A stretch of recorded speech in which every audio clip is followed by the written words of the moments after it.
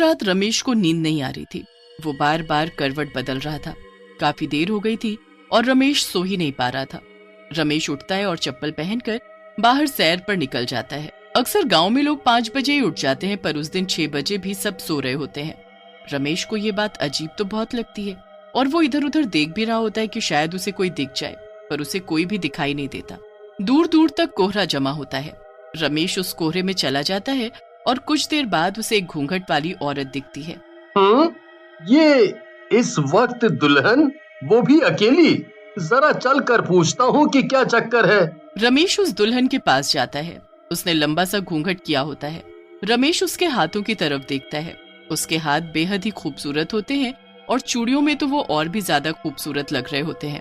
रमेश तो उनको देखता ही रह जाता है। उसके बाद वो उससे धीरे से पूछता है, कौन हो आप और यहाँ ऐसे अकेले? मेरा नाम माया है। मैं इस गांव की नहीं हूँ, पास वाले गांव से हूँ।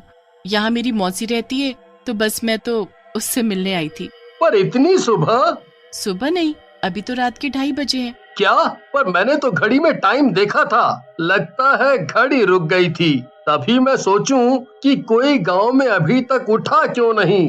खैर, तुम इतनी रात को अकेली क्यों घूम रही हो? नहीं, मैं खुद चली जाऊंगी। तुम्हें तकलीफ उठाने की जरूरत नहीं है। अच्छा ठीक है, पर क्या तुम इस घूंघट को उठा नहीं सकती? मतलब ऐसे ही, वो मुझे लगा मैं इतनी देर से तुमसे बात कर रहा हूँ और तुमको देखा भी नहीं।